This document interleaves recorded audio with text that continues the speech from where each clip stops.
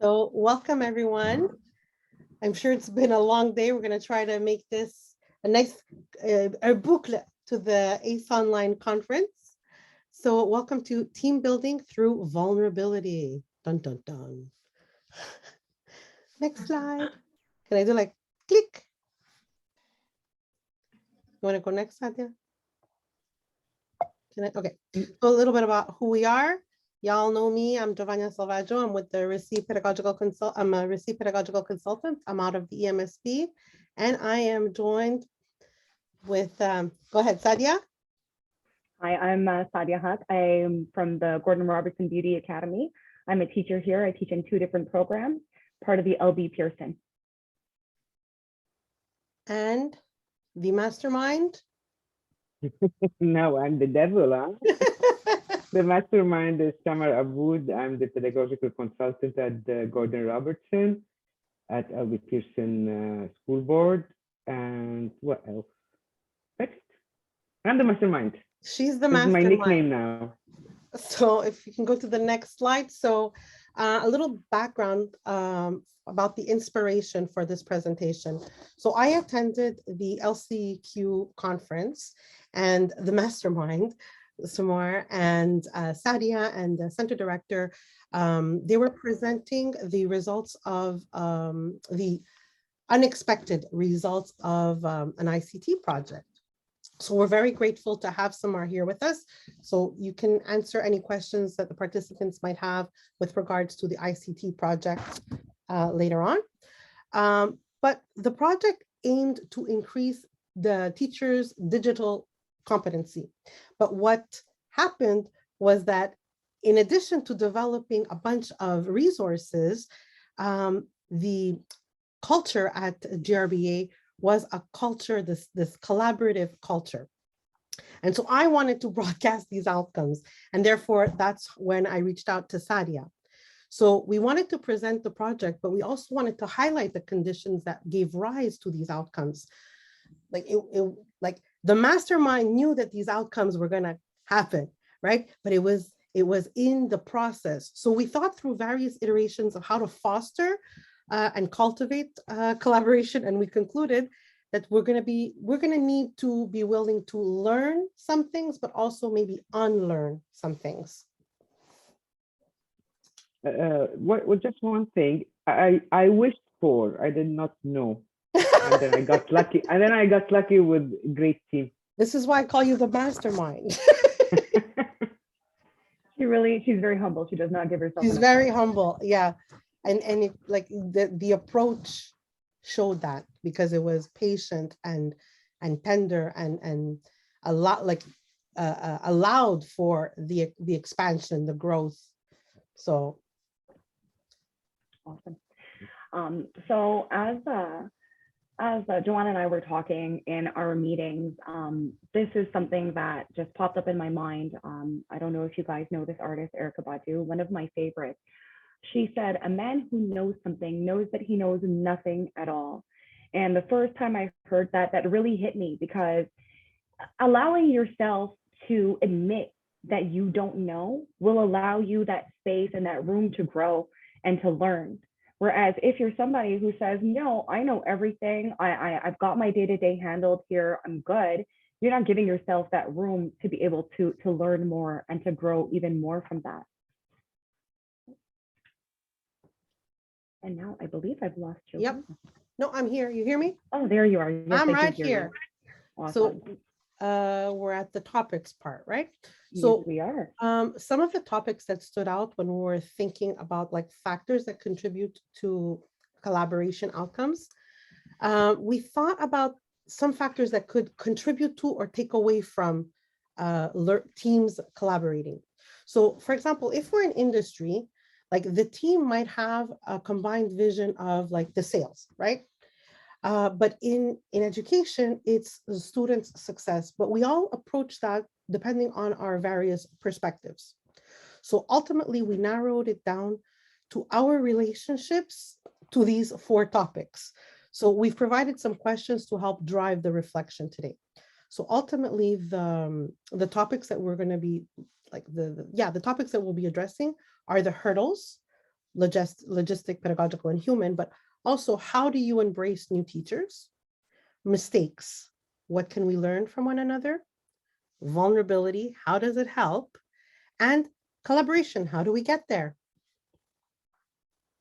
Awesome. Thank you, Joanne. So for the hurdles, I'd like to situate you a little bit, maybe take you through a little bit of a story. When you enter a new workplace, there's a lot of things that we need to learn. We need to learn how things function. We need to get to know our colleagues. We also know, I don't know exactly what you guys are teaching, and we're voc ed teachers. And so when we have our first teaching jobs, we actually have no experience in teaching. We have experience in our domain, in our field, but we've never actually had a classroom to manage before. So that being said, what kind of support are we offering to new teachers? And if they are coming straight out of university, what kind of support are they getting for those first couple of days when they're planning, when they're trying to create this classroom environment and create an environment that's conducive to learning for our students? And so, of course, there's going to be your pedagogical resources that are going to be available, hopefully, to you if you have any. Not everybody does have those available in every center. Then there's going to be your human resources, your colleagues. Are they helpful? Are they supportive of the new teachers? And then you also have, your different types of resources. What kind of tools do I have to work with? What kind of materials do I have in my classroom? How can I envision my class that I'm going to be teaching tomorrow? So as a new teacher, we often have those big hurdles that we need to tackle. So in the chat, you guys, you see me, you hear me?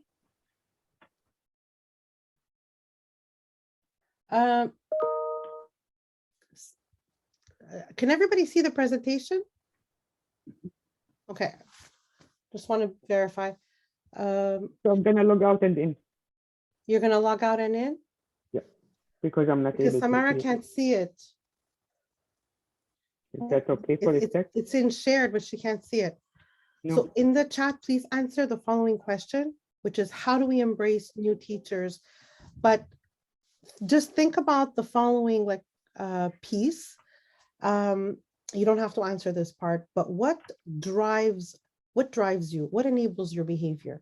So how do you embrace new teachers? And what are the factors that enable how you embrace or not new teachers?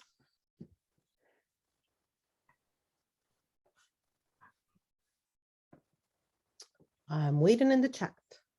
How Do you see it now, Samar? You can't see it?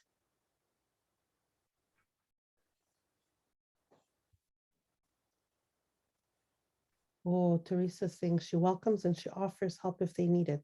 Bravo. But Samar, can you see the slide? Can you see the presentation? No, I just see the people. There's no slides popping up. Just to be able to follow with you, do you mind unsharing and resharing? Yes. Otherwise, I'll on use it. a different computer. Yeah. I am on it. ICT, see? Yeah, well, and sometimes there are glitches and that's okay. That's Yeah. okay. And now? Can you see now, Samar? Yes, Okay, perfect. Beautiful. Just a little. thank you. Okay. There's nothing in the chat. So I'm always trying to figure what will get the new team member to find his or her comfort zone. That's awesome, Henry. Support them. Welcome and help answer questions. It's awesome. We have wonderful answers here. These are the collaborative teachers. Okay, so these are fantastic answers. It's not always the case. Warm welcome to the team and ensure that they're aware that everyone will try to support as best they can. But if in doubt, to please ask. Wow. Awesome. Okay, Tanya didn't have access to the chat. Awesome. And you know what? I'm going to add another question in there that I just got a little bit inspired to ask. You yourself, when you're struggling, is it easy for you to ask for help? It's more of a yes or no question, but is it easy for you to ask for help when you're struggling from a colleague, to be vulnerable? You don't have to answer right now, though. Just You don't. this. You could think about it. Yeah. Let this percolate. Oh, Gracia said yes. Yes, it is. Beautiful. Awesome. Awesome. So we got the most lovely bunch here. We have a wonderful bunch. We certainly do. Awesome. All right. All right. So I'd like to talk a little bit about the different kinds of colleagues that I've experienced, and I feel like everybody has a little bit experience in pedagogy. You have the welcoming and helpful. So these colleagues are the ones that are going to be supportive. They're going to be proactive. They might even take on a new teacher and mentor them and guide them in their first couple of days to really show them the ropes. They're the type to help colleagues learn new tasks. So have you ever seen your colleague getting upset with their computer? I know I've been that colleague getting upset with my computer, yes. We've all struggled here and there, whether we're building something or whether, you know, it's just not working the way that we want it to function. And when you see somebody struggling like that, are you offering them help? So there's some colleagues that will, and then you have other colleagues that may be a little bit more casual or passive. These ones are a little bit more self-sufficient, keep to themselves, rigid, doesn't necessarily like change. Somebody who maybe doesn't offer the help, like I had to go through that. So, and I didn't have any help. So like, I guess you have to go through that as well. It's going to build your character type of attitude. So Nicholas actually put it hasn't always been the case with his current colleagues. He gets to know them and it's been easier to ask for help, but it's not always the case, right? Like, yeah, it is not always the case. That's it. That's it. And it also depends on the environment around you, right? When you're the newbie and you've got a big team around you and people are approaching you and welcoming you, you automatically feel more comfortable to ask for help. Whereas you know what, we're gonna go right into our story time because it's a good segue here. When I started at another center, it was more fend for yourself. Our team was not very big. We each had our own thing that we were doing. Yeah, Vera mentioned definitely that can also be their character. Very true, Vera. Very true. It depends on your character, whether you're an introvert, extrovert. Yeah, and personally, I learn on my own. Yes, and you do have people who learn on their own, and they're very proactive and they're self-sufficient, right? And if that works, that works. I know for myself, my first couple of, you know, teaching days in aesthetics, it was very nerve-wracking for me. I had 32 hours of theory to plan a week, and I had 0 content and 0 resources. I sat down with the PED consultants at that center who presented to me Maslow's pyramid. That's it. That's all I got. And I don't know how I was supposed to translate Maslow's pyramid into my theory of the skin class or my biology class, body systems, but that's all I got, okay? So it was fend for yourself. And then if you would ask for help, it was more like, well, I worked hard on this. I'm not ready to share my content with you. I'm not ready to share this material with you. I worked hard for this. It's mine. And so I've had to fend for myself. And the colleague that I was working with was very nice to me. And she would help me figure out certain protocols when I was in that process. Sure. But when it came down to the planning, I've never done a lesson plan. I've never had to prepare content before. It was just me and my thoughts up until 2 a.m. every night, right? But that's okay. It built character. I wouldn't do that for my whole career, but it built character and it helped me get to where I am today. Whereas, and that I'm going to segue into when I started at GRBA. I had a bit of a different schedule than everyone else because I was teaching hair removal, which is a specialization. And I was starting a bit earlier and finishing a little bit later. It took about 4 months for people to know that this social butterfly was working in the school. Okay. And the reason being was because I was so used to that environment. And so it kind of molded me into who I was going to be here. And then when I integrated into the aesthetics program, because I was asked to teach something, they're like, oh, how long have you been here for? I'm like, months. Like, no, yes, I've been here for months. because I kind of secluded myself to not have those experiences again. I was kind of putting up my walls and guarding myself. So that is my story time. Joanne, do you want to share yours? Joanne, I'm not a VOC teacher. I was a general adult education teacher. And when I first began, I began in CCB. And I'm kind of extroverted. So it was, people were very friendly, but I didn't have a teaching degree and I was hungry to learn. I didn't know where to look. I was trying to look everywhere. I was working with more seasoned teachers who were very, very friendly, but were like, yeah, figure it out, And then I was fortunate enough to go into a center, and one of the people that were super instrumental is actually here today, Miss Vera Tronca. I was fortunate enough to work with Vera and another group of young teachers, and it was so refreshing. I mean, they would become influential in the way that I then approached other teachers, because I was hungry to learn, but I was also willing to share. And with Vera, we co-taught, another teacher, Lisa, we were, several teachers, not just four, but the teachers in that center, we would share resources, we would plan together, we would help each other out. Like, oh, I have something, I'm not sure what I'm going to do. Like, we would plan, but we weren't sure, we were hesitating, and we would bounce ideas off of each other. And I think that fueled the way that I then approached, my other colleagues and other centers as well, because I felt so empowered with this team of people. So thank you, Vera. You're the best. Thank you. We had a great time.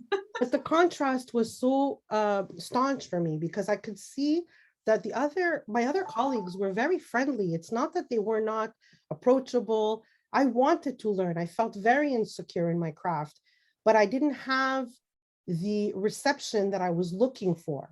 And then when I was with you, and like we were, maybe because we were younger, we were all hungry, and we really worked together to elevate each other. It was just a good team though, Joanne. We were lucky also. Like, it's not always like that. And that's what we're hoping, is that it could be like that if we get the right formula, right? Yeah, of course. Awesome. And Samar, can you tell us about when you started at GRBA? No, I'm going to tell you when I started at another center. I'm sorry.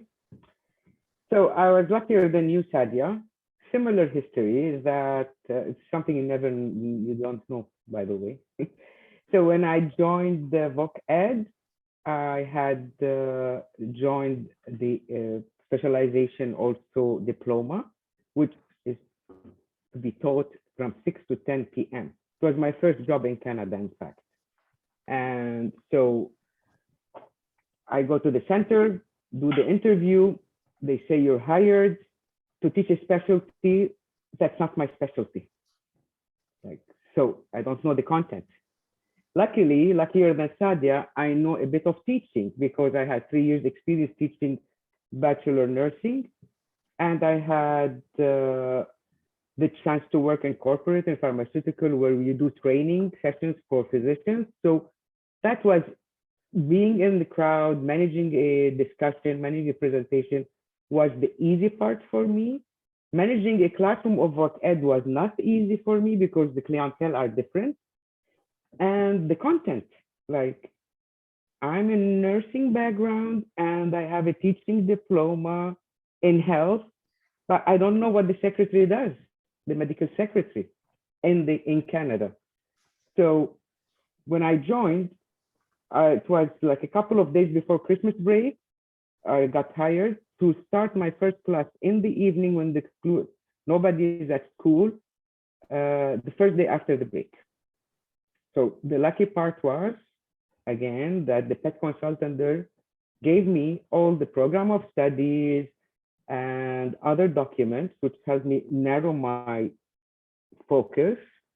And Quebec government, the Ministry of Education, has lots of dated publication about VOC Ed, but it was extremely, extremely helpful. It had really put me in context. And one teacher shared with me a folder for the first competency. And in VOCAD, if you don't know, the first competency is always called occupational trade something. Training process. Yep. Yeah.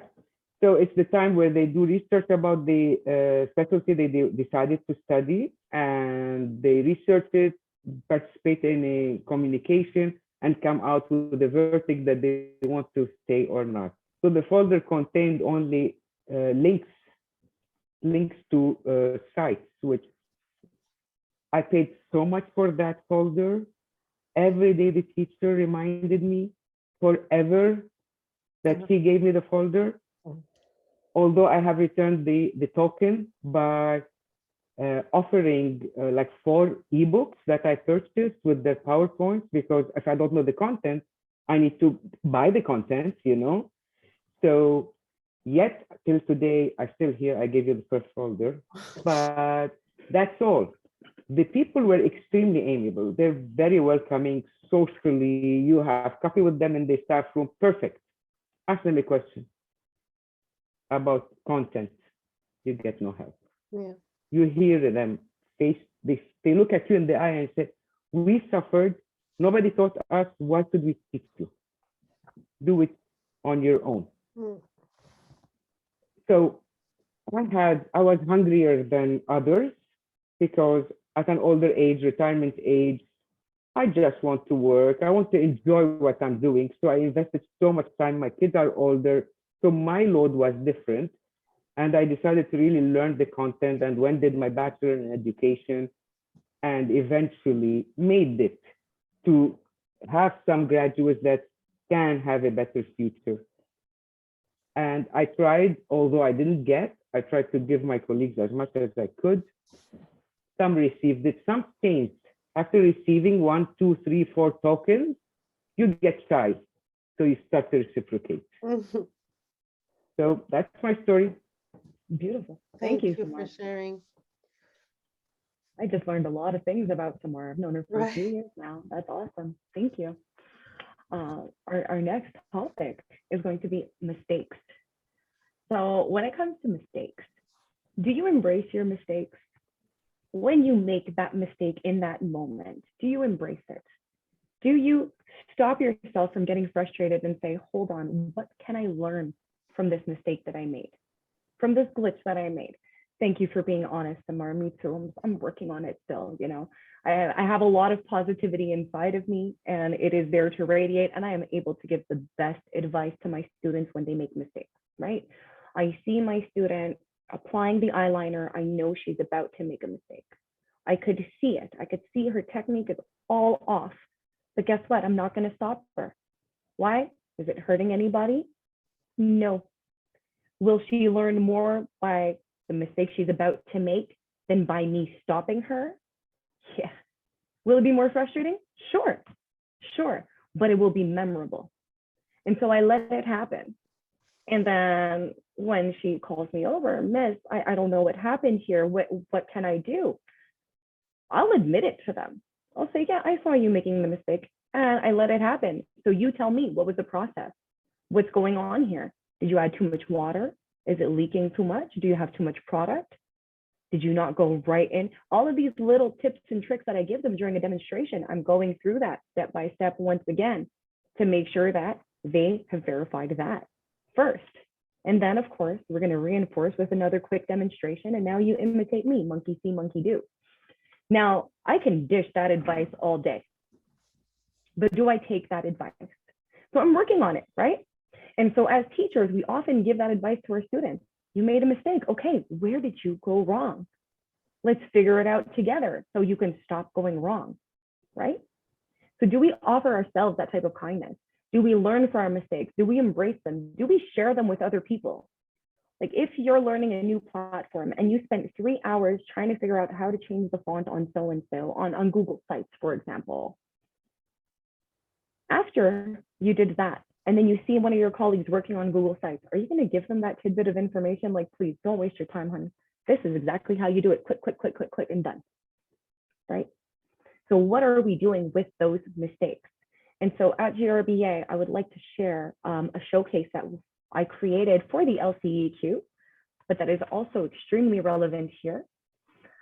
This showcase is about the ICT project. I might skip through a few things because it is a little bit lengthy. What I really want us to see is our first year of the project, what our content looked like that we were creating compared to the follow-up year. And now this year, our content is going to be even better. I'm going to go ahead and press play.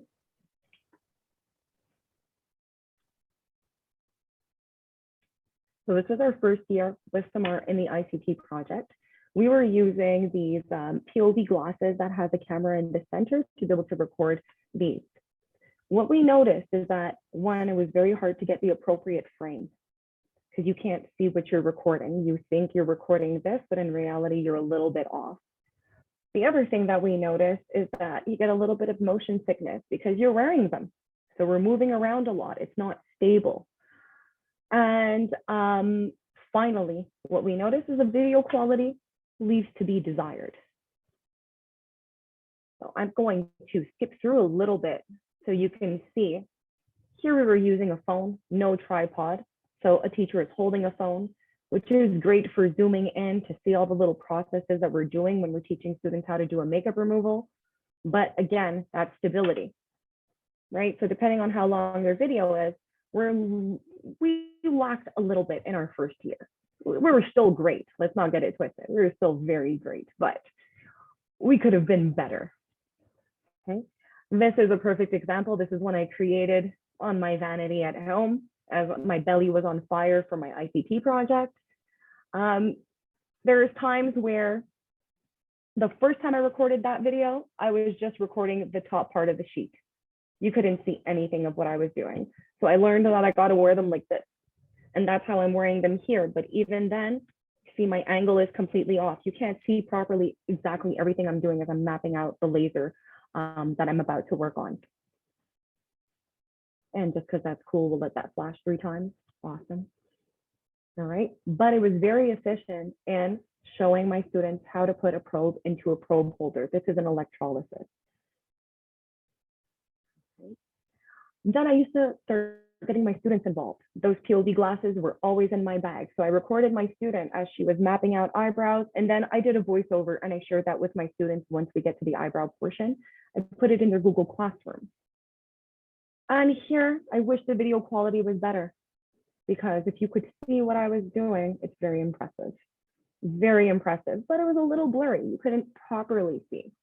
Now this is year 2. We're sanitizing the sinks. COVID protocols have come in, they've kicked in. Video quality is already better, even though a teacher is holding the camera. We can see it's getting better. I'm going to scan through. These are POV glasses again. There we go. This is another student being shown how to do streaks in the hair. And the teacher recorded them for feedback. So you can watch the video with your student afterwards, provide feedback, show them what they were doing right, what they were doing wrong, and then they voice over and put it as online teaching material as well.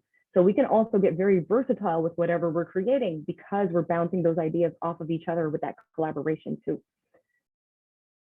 And now we're using a tripod. We can tell the camera is no longer moving. A little $20 investment changed our life. Once again, a tripod, showing how to properly cleanse our brushes. Video quality has gotten much better. This is a live demonstration that was projected in classroom real time, recorded with a voiceover posted into their Google Classroom as well. We've done a lot of great things in this, and we can see as we're going forward, the video quality only gets better and better and better. And this is just our video section. We've done a lot more than just videos. Woo. Little sugaring video. And we also got better with our video editors. So we figured out how to do the slow-mo to show the flick, right? All those little things that we do. Sometimes we speed it up when it's you got to repeat the task 10 times. So we figured a lot of things out together. And this is one of my prized possessions. two different views to show A, what my body is doing, B, what my hands are doing, breaking down those massage steps. This was recorded using an iPad and a tripod by one of my colleagues to show how to do a galvanic skincare treatment. So we've got much, much, much better with time. And now the beauty of that is that we're literally, oh, that's not what I meant to do. When you're used to using, there we go. Not only that, now we have this whole bank that we created of resources. So if somebody else is teaching the massage competency, which happened this year, I said, oh, honey, here you go. Here is everything that I put so much blood, sweat, and tears into. Please use it. It'll be my pleasure for you to use it. Also, here are all the links. So as you're teaching them, you know, maneuver 1 to 6, post that in their Google Classroom. I broke it down as well. And so we made it so easy. We've got a new teacher that's coming to teach massage. No problem. Here you go. Let me know if you need support, if you understand everything that I put in there for you. I hope you guys enjoyed that. That was our little showcase. There we go. That we're at the vulnerability piece. So now we see how like the hurdles, the mistakes, now we tie into the vulnerability piece. And you know, those initial videos, they were raw, they weren't perfect, but they still served what they had to do, right? I mean, you still showed them the learning potential was still there. Were you shy to show them with your students? But possibly, I don't know, were you? Was that an issue for you? For me, look, when I was showing the probe holder, how to put the needle into the probe holder, that is something very specific, very minutious to do.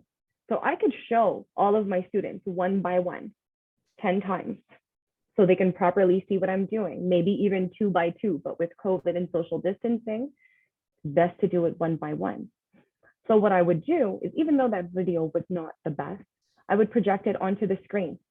Everybody was sitting down with their tools at their workstation and they were able to imitate, and I pause. Is everybody caught up? Perfect. And we continue. And once they're done the task, then I go and verify everybody's work. When somebody makes a mistake, I am the first one to say, huh, look at that. You see how it's sticking out? It's sticking out too much. The contact is not happening with the electrode. This was wrong. I might not bait you out and say, hey, it was Samar that did it wrong, but I will show people the whole classroom that mistake, because it's important that we learn from each other's mistakes as well. Or sometimes they put the probe in and whoop, it gets swallowed. You're like, where did the needle go? Oh, because you weren't holding it horizontally.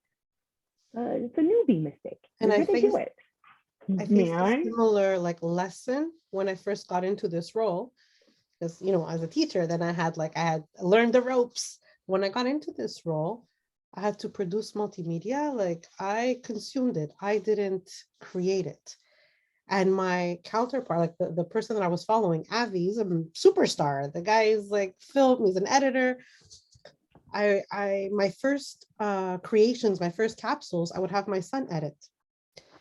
And with every edit, he was like, you know, I learned all my skills on YouTube.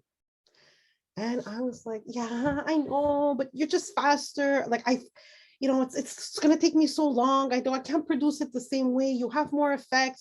I was looking for every possible reason why I could not do the edits myself. And he said, so what you're telling me is that you only want to do the things that you're good at. Oh, the baby struck a chord with my heart when he said that. You only want to do the things that you're good at. And so I decided to do the things that were challenging me, but I had to produce these videos that I didn't like the way I sounded. I didn't like the way I looked. I didn't like the quality, so many things, but I put them out there because they do the job that they intend to do. They're teaching videos. I show the tool. I show how it's used. It does the job. Is it polished? Am I going to win an Oscar? Absolutely not. But as I do it, I promise you that I'm going to get better. But I need to allow for that vulnerability piece, that I don't want to put it out there. I don't want to show my work. I don't want to share that. But that's how I'm going to get better. And I know that, and I will get better. No, Joanne, I don't think it's that you didn't want to share it. I think that you didn't want to be judged after sharing it. This is Yeah. where I was heading, is that That's it. vulnerability, the That's right. vulnerability you're doing in your classroom, Sadia, when you show others the mistake, you're not showing others the mistake in a shameful manner, because Mhm. vulnerability, what prevents us from being vulnerable is being shamed, Mhm. either by ourselves, auto shame, or shamed by others. Right. But when it's introduced as a culture in the classroom where mistakes are our steps to reaching the skill, then people will call you to show you their mistakes. Actually, that happened not too long ago. A student had drawn on eyebrows.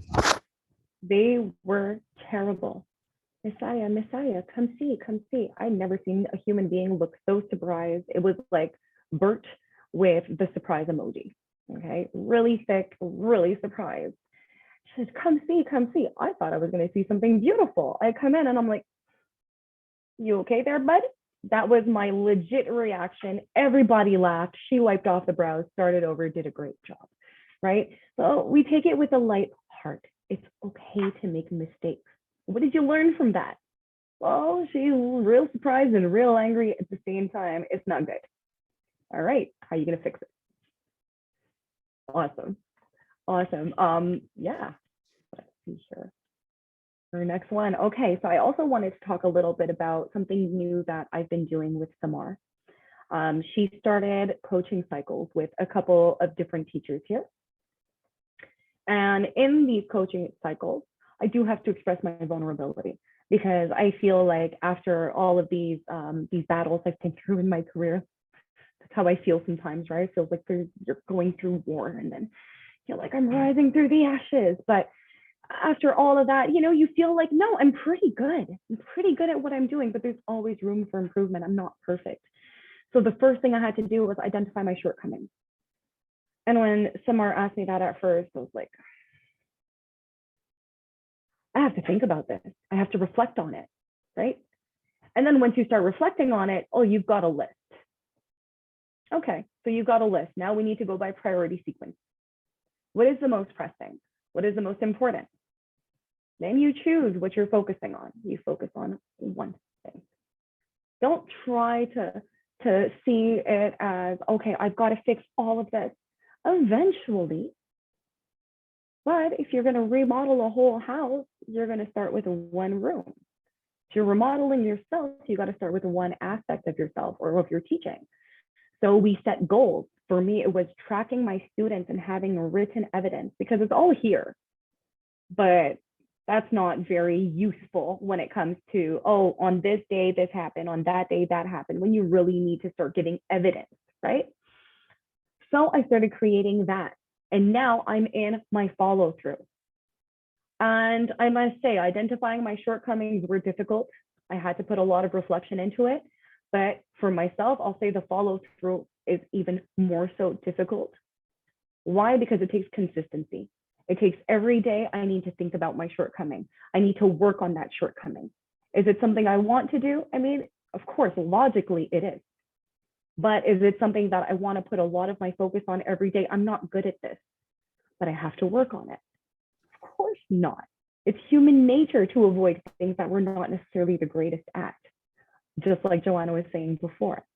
But once we do face them and we slowly take those baby steps, right? We crawl and then we walk and then we might fall, but we get back up and we keep on walking. Well, that's how we're going to grow.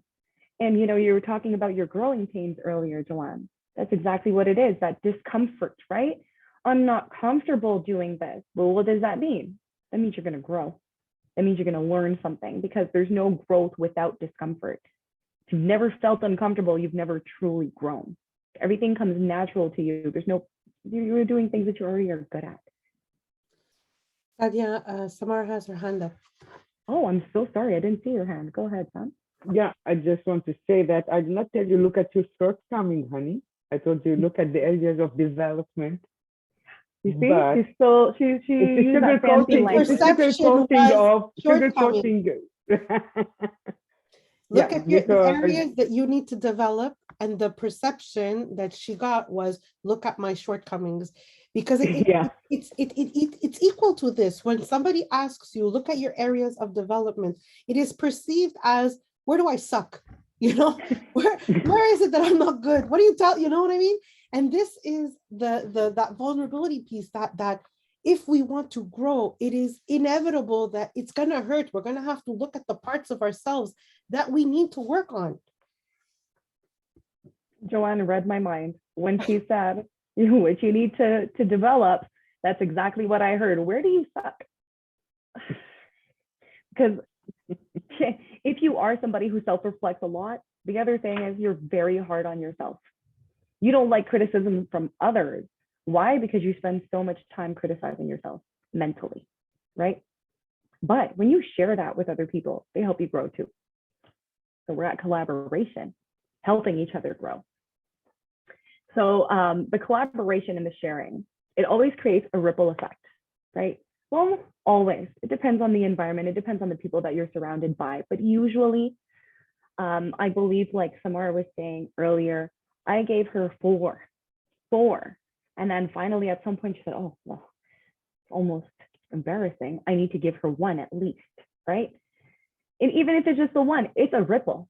Because now instead of 4 resources, we've got 5, right? So it did create that ripple. And then that ripple may continue on 6, 7, 8, 100, right? Yeah, I jumped from 8 to 100 real quick.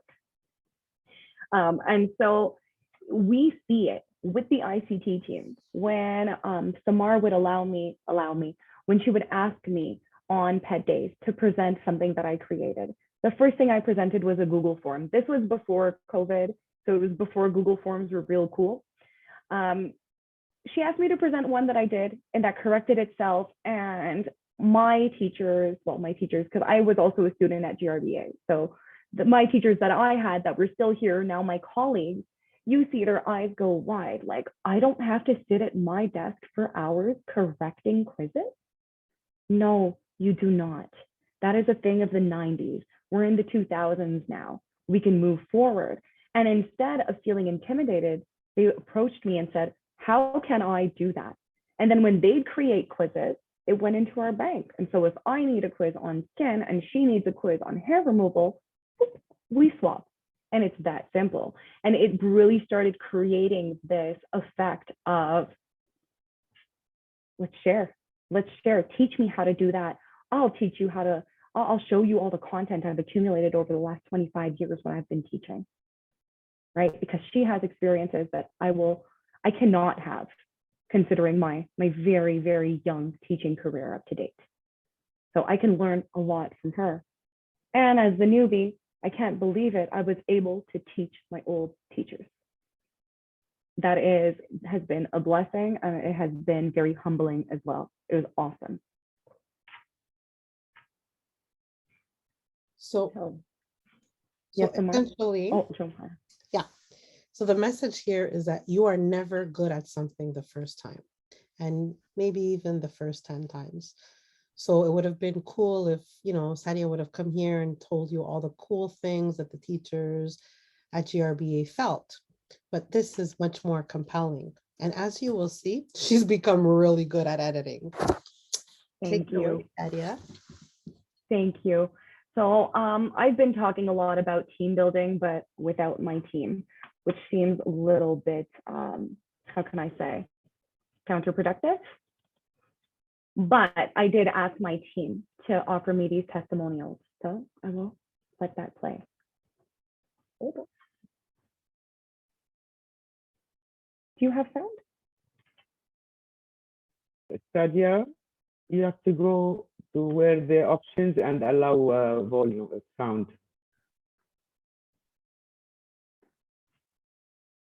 Got it. Awesome. You know what? Let's do that too. Great. A lot about integrating technology into my classrooms. I did it a little bit before. I played a few Maybe Kahoots once in a while, it, but really using them in a much. We're good now? I had the privilege of joining the ICT committee, where I learned a lot about integrating technology into my classrooms. I did it a little bit before. I played a few Kahoots once in a while, but really using them in a much more pedagogically sound way, could I say, in ways where I was putting the learners in control of their learning, giving them options, and creating tools that really helped me support their learning. So that's how it changed for me. Change is uncomfortable. It's uncomfortable for everybody. I have to say, in my team, for me, it went very well. I know others struggled quite a bit, and I think that's where the culture of our school changed. For those for whom it was easier, we helped, we supported. It created true bonds within our team where we knew we could be vulnerable. We knew we could admit that we didn't know everything. All our pride went out the window because all we really wanted was to be able to help our students. And so everybody, it created a very open mind. Everybody worked together. Everybody was started sharing resources. One of the little pointers I got was to maybe mention how that has changed. So sharing my tools before versus sharing my tools now. I have to admit that after the ITC project, where I feel very privileged and gifted with skill sets that I know not everybody has the advantage to have, it really is a true pleasure to help my colleagues, and they help me in return. You know, they give me feedbacks on the tools, we work on them together, and so it's a great privilege, and it really did change the culture in our school. Everybody helps each other now, and I think that might be true for a lot of schools now living through this pandemic, but for me and our team at GRBA, it has forever changed the way we see our relationships with each other and how we view everybody's strengths and everybody's gifts. Culture at the school had improved tremendously, and if we encountered any of these difficulties, the tools were there in order to help us ameliorate our teaching. The improvement happened very quickly. Everybody shared and used their knowledge and helped with their knowledge. Therefore, the tools were there available for us to improve our work, improve our way that we were able to teach. Thank you to everybody in the ICT department who was able to be there for us to guide us along the rocky roads into a successful classroom. We were not used to using all the technology, and it really changed for the good. We have more options to teach in class. If we can't be in class, we can do it remotely. It was a learning experience, but we all adapted, we learned, we took our training. We have a great PET consultant that really took her time to teach, and it was great. I did find it difficult at first.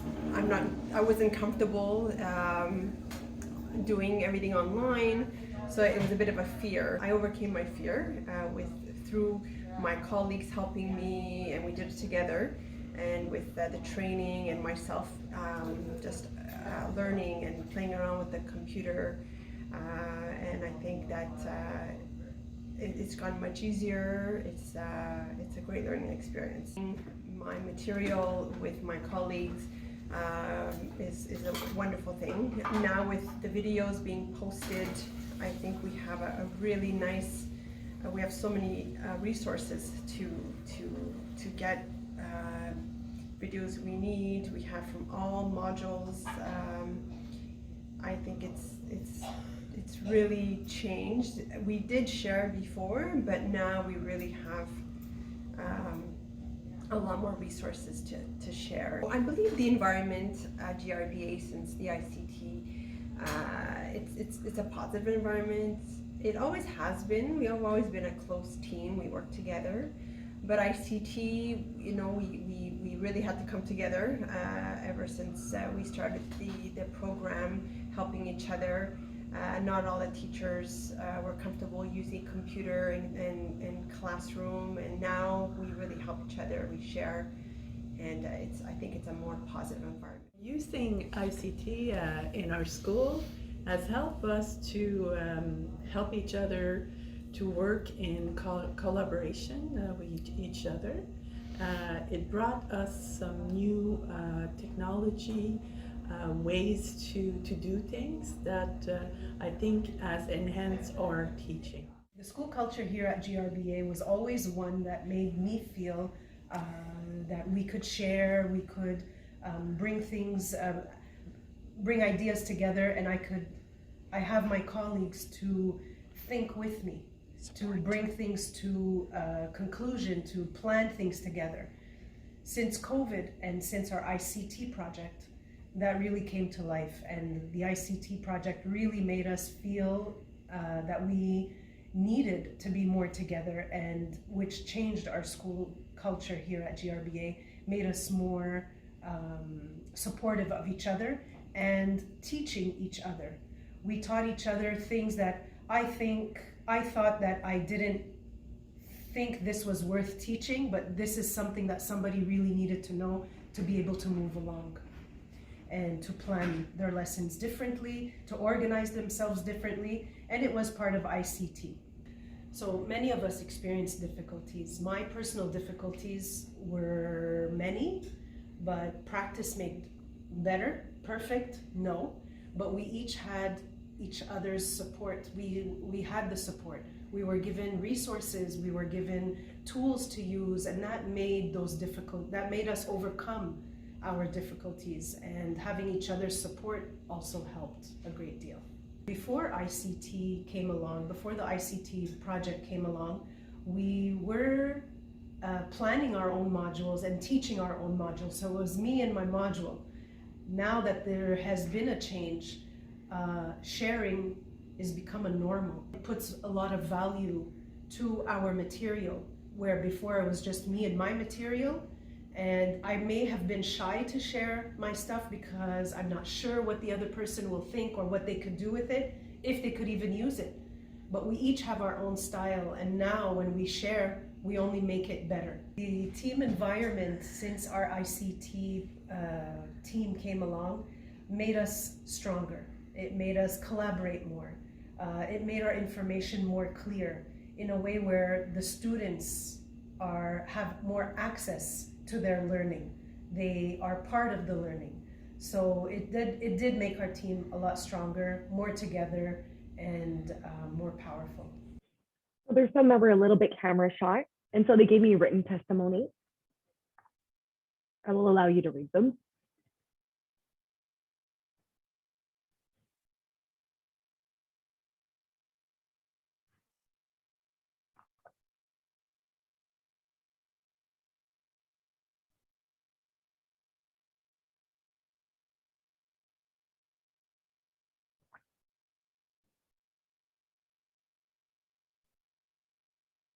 And the last one, I really do encourage everybody to read it. It is from a new teacher. And so she came in after our ICT project had already started.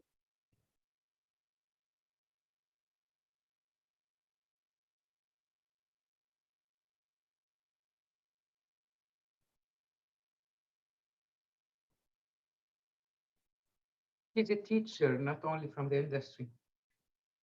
Yes, she is a teacher, exactly. She's a new teacher. Well, one of our newer teachers. I shouldn't call her new anymore. I mean, she finished the Bachelor of Education before joining. Oh, beautiful. I actually knew that about her. Yeah.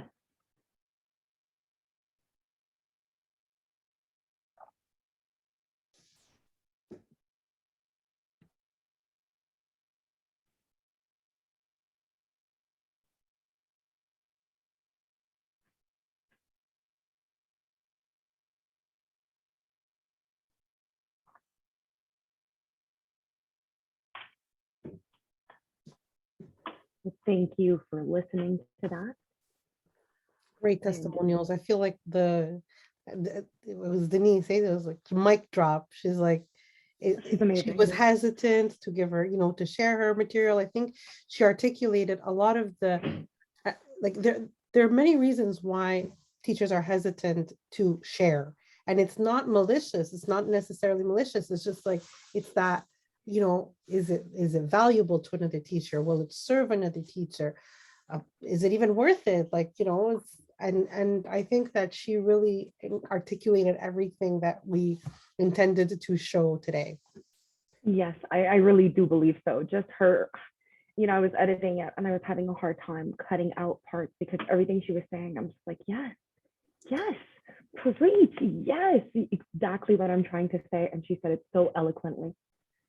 And you either have to be vulnerable while sharing again, because otherwise, if not, you'll be afraid of shaming, or the other group of people who share, they patronize. So Well, you need to, yeah. to welcome collaboration, to initiate collaboration, you need to accept vulnerability Mhm. and to never patronize others. Well, exactly, Yes. exactly. It's about empowering the other person and not letting them feel like they're less than, because you can have like that disparity of maybe, the more seasoned teachers, they may have, they have more content, they have more experience, but everyone can contribute in a way or another.